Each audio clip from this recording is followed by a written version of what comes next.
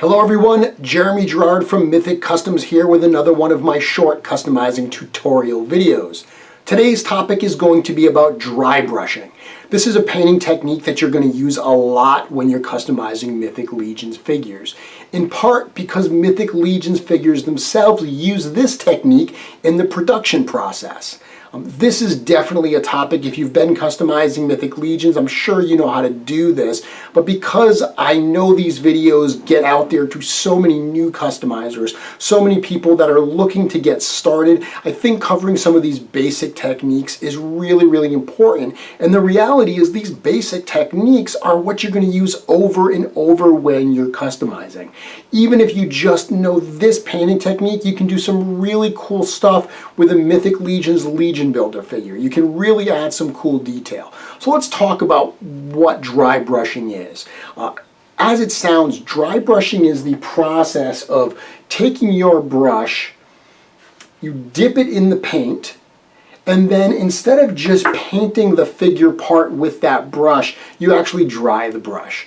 You have like a sheet of paper towel there, and you want to wipe that paint off on the paper towel. You really want there to be almost no paint left on your brush. I like to say that there's just the hint of paint, just the thought of paint left on the brush. Because there is so little paint, when you start to apply it to whatever part you're applying it to, it goes on very lightly. It allows you to subtly build up that paint to get the coverage that you're looking for. It's also great if you're painting parts that are detailed and sculptured where they've got different indentations. What will happen is as you're painting a figure and you start dry brushing that figure, there's so little paint on the brush that what it's going to do is it's going to start to get the really exposed raised areas of the sculpt, but all of those deep crevices, it's not going to get, there's not enough paint, there's not enough moisture, wetness on the paint to actually leak into those pieces. So it ends up giving you a really cool effect that, like I said, Mythic Legions figures themselves use a lot. So I have an Urzok figure here in my hands. If you look at an Urzok figure, if you look at these Mythic Legions, one of the things you should be doing as a customizer is look at the production figures and try to identify some of the techniques used to create those figures. One of the things that I find very important in my customizing is to create pieces that look as close to factory produced as possible. So what I mean by that is if you have a Mythic Legions display like I have, my display is a combination of factory produced parts and my Mythic Legions customs. I don't want them to look awkward side by side. I want them to blend in with each other really nicely. I want you to be able to look at one of my display shelves and if you weren't familiar with Mythic Legions, not be able to tell which ones I had a hand in creating and which ones I just popped out of the package and threw on the shelf. So as part of that, if you want them to look like factory pieces, one of the things that is helpful is to use some of the same techniques as the factory. So if you look at this Urzok, all this is here is very simply a base color, like a dark base color, like this dark, gunmetal type gray that they dry brushed some silver on top of, and then they dry brushed a little bit of brown. So it's a combination of that silver scuffing with that brown kind of dirt area.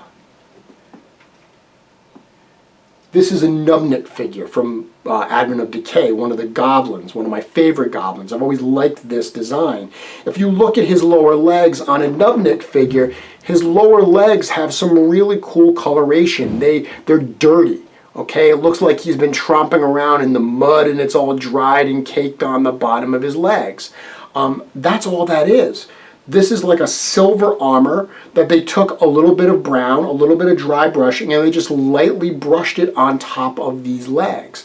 If you got yourself a Goblin Legion builder and a little bit of brown paint and you dry brushed it on the bottom of that Legion builder, you could achieve this exact effect. And that's a great place to start customizing. Legion builders, because by definition they are less expensive and they don't have a lot of paint applications, they lend themselves really well to being a canvas to build off of. So if you dry brush, you get a Goblin Legion builder and you just dry brush a little bit of brown, a little bit of silver on to those legs, onto that armor, you will start to achieve a custom look, a more detailed look than the Legion Builder came with to begin with. And again, it's super, super simple. You're going to put some paint in your paint tray.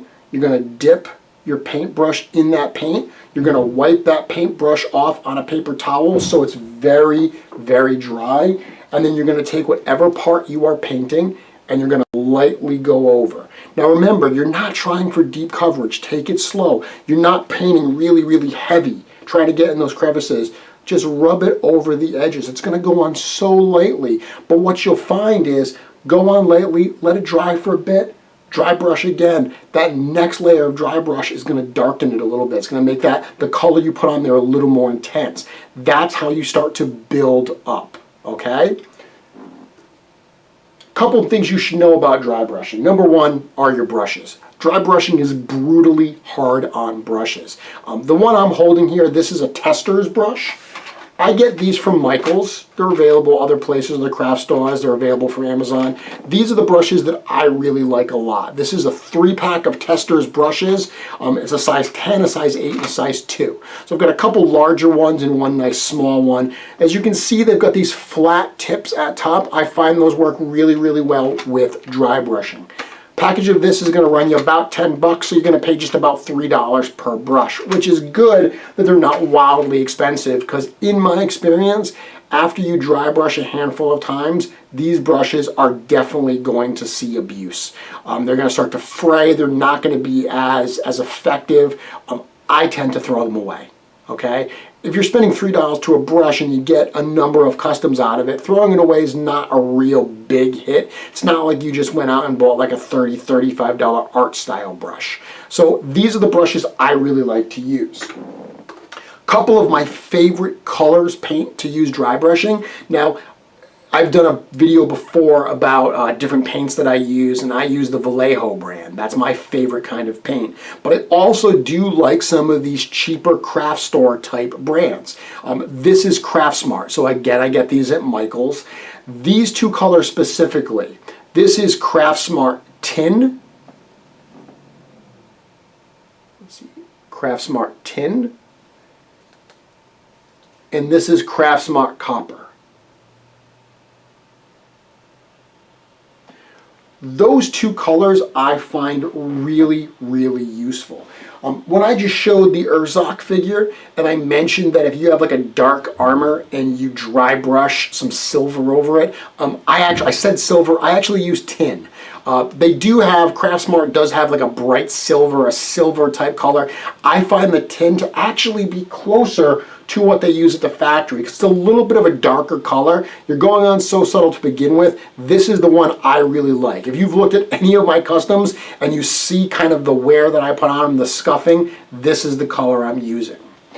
This copper is one that I love. I use this, again, on like Goblin Legion builders. If I want to change the look of them, if I want to give maybe different pieces, I want them to look mismatched, and I want it to look like they've got a different piece of armor, this is great for highlights. It's great for adding a different look. If you dry brush this over an entire area, it really changes the look of that armor. I love this copper one as well. One cool thing that you can do with dry brushing as well is, in addition to just scuffing up armor, that's a great place to start.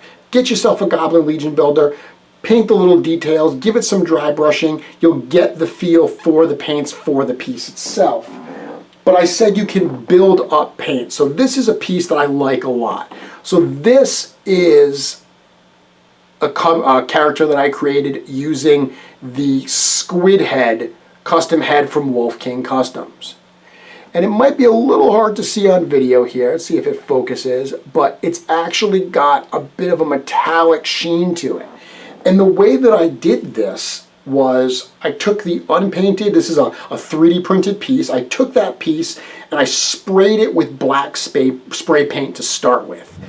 I do find that when you're dry brushing, starting with a dark color is really, really helpful. So for instance, if I was going to change the look of, say, like a goblin, say that I wanted to change the goblin's skin from that normal green, I wanted to paint it like a reddish to make it like a fury goblin, or I wanted to make it like icy blue to make it a frost goblin. Trying to paint those colors right on top of the green, I tend to have a hard time with that. Because the thing you have to remember, especially when you go subtle with dry brushing, is you're going on so lightly that whatever color the piece is to begin with is going to influence the final color of the piece. Some of that color is going to bleed through, or it's at least going to affect the color on top of it. So if you start with a black, if you start with a really dark color, I find it to be a lot more effective. So that's what I did here with the resin piece. I spray painted it in black. Then I took a purple and I dry brushed the purple on top of it. And one of the things that you can see, like especially on top of his head, all those ridges, the detail up there, you can still see some of the shadow, some of the black that was the under base color. That creates a really, really cool look, those kind of shadows. That's because I started with that dark base color, and as I was dry brushing on top of it, you're going lightly because it's not getting inside those crevices, it's just getting the raised surface area. It maintains those deep, dark, shadowy type areas. Really cool effect. And also the same thing happens around his tentacles too. So I did that with the purple. And then I took one of the metallic colors. Same thing, Craft Smart Metallic, it was a metallic purple. I took that and I very lightly dry brushed that on top of the crown of the head and the tentacles. And what that did, putting the purple metallic on top of the purple itself, it really gives it a cool sheen. It still maintains a lot of the areas that are purple, but it gives a really shiny effect on top that I think just looks great on this figure. And again, just a couple different layers of dry brushing there. Bread and butter technique. You're going to use it over and over and over again. So it's something that is useful to practice with. If you're afraid of practicing on Mythic Legions figures, I get it. That's a valid concern to have.